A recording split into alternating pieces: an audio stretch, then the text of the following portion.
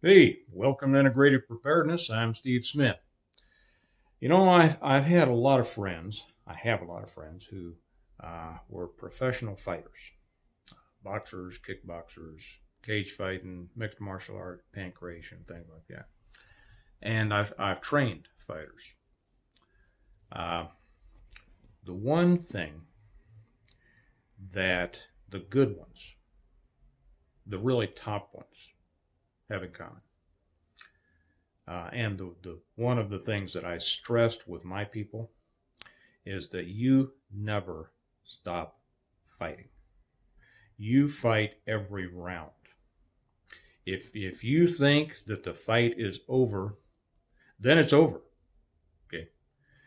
But if you know the fight isn't over, if you are determined that the fight isn't over until somebody's knocked out or choked out or submitted, then the fight is still on, and that's important. And I have seen some come from behind fights that, and I'm sure you all have too. You all seen Rocky, right?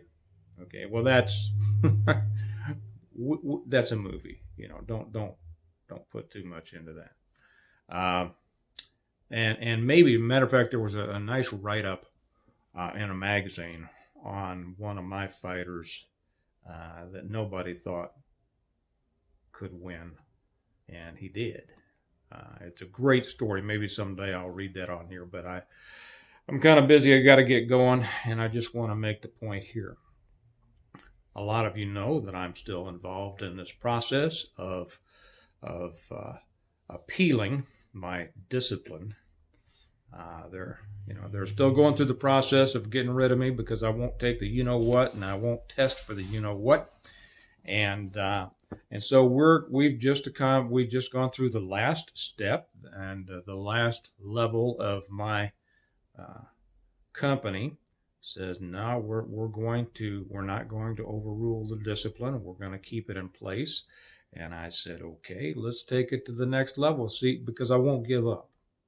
I might lose this in the end, but as I said in something else, in one of the other videos, I don't really care whether I go back to this company, or a matter of I shouldn't say I don't care.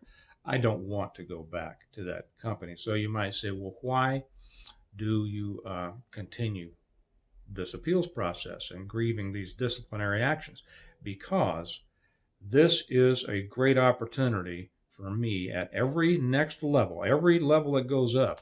I get to tell new people what I think of their policy, and I get to share information with them that they don't know. Now, many of these, and I know that because they've told me they weren't aware of that. And these people are not against me. The people that I'm dealing with now, they're just doing their jobs, They're not after me. It's the policy that's after me that comes down from up high, not the highest, and that's what we put our faith in, but the people who I think sometimes think they are the highest. So at every level, it lets me share new information with new people, a new segment of people who weren't aware of any of the information that you and I are aware of. By the way, one of my videos got pulled down, and I got a bad boy notice from you know who to. So I'm couching my terminology very carefully here. But it lets me, share this information with them. And we might not think that it has an effect if we don't win. And too many people say, well, if I didn't win this, then it's no good. It's not going to have an effect. That's not right. Because now you have other people who are doubting what they've been told. And this is kind of one of those things where I talk about, see doubt in your opponent. Okay, don't just give in. And it's the same with politics. It's the same with voting. It's the same with the battle that many of us are involved in now, with jobs and things like that. And you don't know what's going to happen until it's happened. But failing to try limits your ability. It limits any possibility. It makes it impossible for you to win.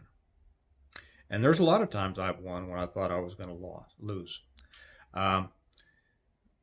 But it takes away your ability to have a greater effect on the world around you. And that's vitally important. If we can get more people doing this in every area, I think that we could turn back several tides in different areas of life, of our country, of our world. Some might say, well, you think you can turn the world? No, I don't think I can. I think if enough people kind of, stood up and were willing to fight every round, even when you take a shellacking, you go back and you sit on your stool and you let them wipe your face off, and when the bell rings, you're back in it and you're back in that round, right? So my message today is simply fight every round. If you think that people are coming up against you, welcome that opportunity. And we've had a lot of commenters on past videos talking about how they have addressed these things. And a lot of employers have backed down. The more people who do it, the more employers will back down. The more people who do it, the more of these low-level politicians who want to be reelected will see it. And they're affected by that kind of stuff. So never give up. Always answer the bell. Look forward to every round you have been given the opportunity to fight. Don't turn tail. Don't throw up your hands and say, it's not worth it. We're never going to win. It's all stacked against us. That's a loser's attitude. That's a defeatist attitude. No fight is won by a loser, right? That's why at the end he's called a loser. But losing too often occurs first in the mind before it ever occurs in reality. And that losing mindset often comes from the message that people send themselves. It's not worth it. I can't make a difference. Nothing's going to change. I'm not going to try. So get out there and try. Stay out there and fight. Do your best. Fight every round. Don't give in. Okay? And with that, I wish you a good day. Remember that we prepare well today in order to live well tomorrow. So prepare for tomorrow by fighting every fight today. And whether you win the round or not, you're still going to make points, and that can make a difference at the end. You all have a good day. I'll talk to you later. Bye-bye.